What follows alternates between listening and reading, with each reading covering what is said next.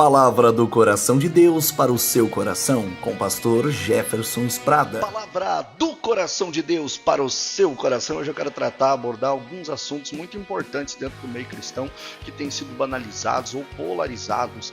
E nós precisamos nós precisamos estar sempre dentro das escrituras sagradas. Eu fico triste quando eu vejo muitos irmãos que se dizem protestantes falando ou agindo de uma forma completamente contrária às escrituras. Solo da escritura, Martim Lutero e dos nossos irmãos que fizeram a reforma, a revolução protestante, lutaram por isso. Então, a nossa fé precisa estar baseada nas escrituras. Efésios capítulo 2, versículo 8, diz que nós somos salvos pela fé e não por obras, né? Somos salvos pela graça mediante a fé e não por obras, para que ninguém se glorie ou, né, se vanglorie disso. E é verdade, nós somos salvos realmente pela graça mediante a nossa fé. Só que Tiago capítulo 2, versículo 17 também vai dizer que a fé sem obras ela é morta. Então, esses textos se contrapõem, se contradizem de maneira alguma, queridos, de forma alguma. O que o apóstolo Paulo está dizendo aos Efésios, ele está dizendo o seguinte: não é um rito, não é uma regra humana, não é um costume religioso que vai te salvar.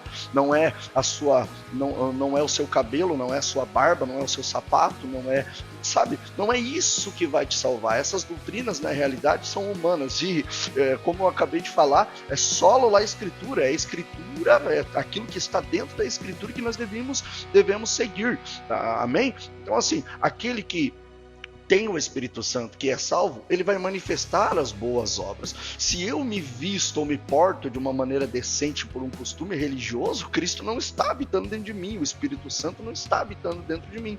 Então há algo de errado aqui, né? Eu não tenho que servir a Deus ou fazer as coisas para o Senhor porque é um costume religioso ou porque é algo que foi imposto por uma congregação ou por um líder religioso. Não, eu faço as coisas para Deus, eu ajo de maneira consciente como cristão, com a minha fé racional, manifestando as boas obras, porque eu sou salvo e agora é o Espírito Santo que habita em mim. Não sou mais eu que vivo, mas é Cristo que vive em mim. A fé sem obras ela é morta em si mesma, segundo Tiago, ou seja, não vai produzir frutos. Uma árvore que não produz frutos, ela não vai multiplicar, de sorte que toda árvore ela é multiplicada através da semente do fruto que produz. Então, Jesus ele ainda vai dizer que se conhece a árvore pelos frutos que produzem. Em João 14, versículo 23, Jesus diz que aquele que creu, aquele que ama ao Senhor, guarda a sua palavra. Queridos, se nós cremos, se nós manifestamos a fé genuína, temos uma fé genuína,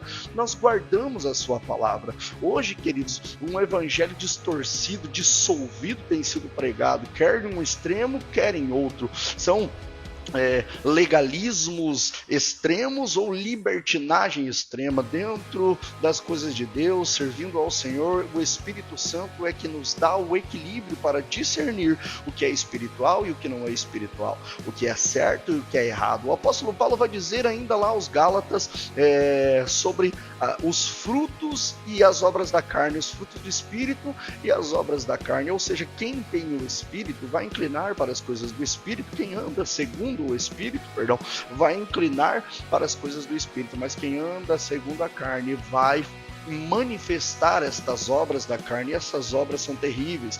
Os frutos do Espírito, Paulo vai dizer então lá: mansidão, domínio próprio, paz, gozo, temperança, amor, que é o maior de todos, não é verdade? E tudo isso são coisas que devem ser manifestas na vida daqueles que realmente têm o Espírito Santo e que estão buscando uma conversão, estão se convertendo genuinamente, porque conversão não é simplesmente levantar a mão e dizer: Jesus, eu te aceito como meu Senhor e meu Salvador. Está acontecendo, nós temos visto acontecer muitas coisas por causa disso. As pessoas acham que levantou a mão, aceitou Jesus, está tudo certo. Não é assim. Os frutos testificam de quem realmente serve a Deus. E as obras da carne? As obras da carne testificam e apontam para aquele que não faz a vontade de Deus, mas faz a vontade da sua carne e, por sua vez, do próprio diabo. As obras da carne, impureza, adultério, prostituição, homossexualidade, que continua sendo pecado. Tudo isso continua sendo pecado e continua levando para o inferno. Ah, não, pastor, mas isso é julgamento. Nós não podemos julgar as pessoas. Quem falou que a igreja não pode julgar? Nós precisamos julgar segundo a reta justiça.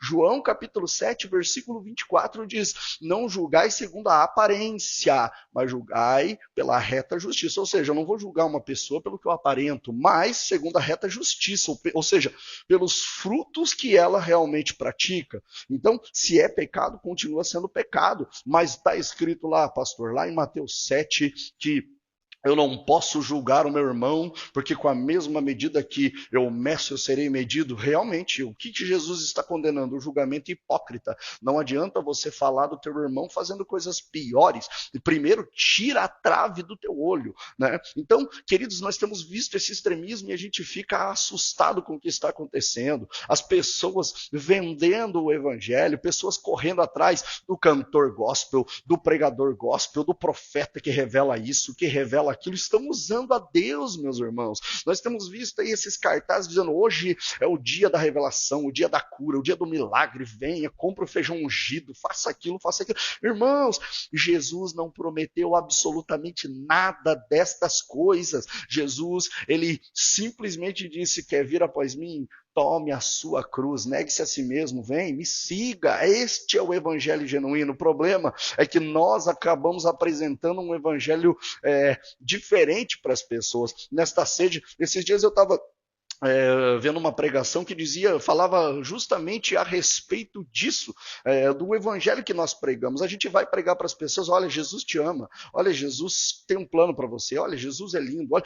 Na verdade não é isso. Nós precisamos pregar o arrependimento, como João Batista fazia: arrependei-vos. Nós precisamos pregar o arrependimento. É lógico que Jesus ama todos, mas ele precisa ser apresentado como aquele que veio para nos remir dos nossos pecados e transformar as nossas vidas. Quem serve Jesus genuinamente tem uma conduta digna de arrependimento diário. Então, as pessoas têm feito isso. Hoje a gente vê esses louvores antropocêntricos para todo lado: e Deus vai fazer isso por você, e Deus vai fazer aquilo para você, e Deus vai te dar isso, e Deus vai te dar aquilo. Campanha do milagre, campanha da prosperidade, campanha do copo ungido, da água ungida, da flor ungida. Gente, isso tem sido algo que tem incomodado o meu coração. A gente vê essas palavras e vê como o evangelho tem sido banalizado. Quem serve a Jesus não serve pelo que ele pode lhe dar, não serve procurando algo em troca. Hoje as pessoas vão para os cultos e se você perguntar para elas: para que você vai no culto? Para receber minha bênção. Eu vou lá para pegar minha vitória. Nós não vamos a culto para receber vitória. A vitória já foi conquistada na cruz, meus irmãos. Nós cultuamos a Deus porque o adoramos e vamos oferecer o nosso melhor culto a ele. Guarda esta palavra no teu coração. Tenha um dia abençoado em nome de Jesus. Do coração de Deus para o seu coração, com o pastor Jefferson Sprada.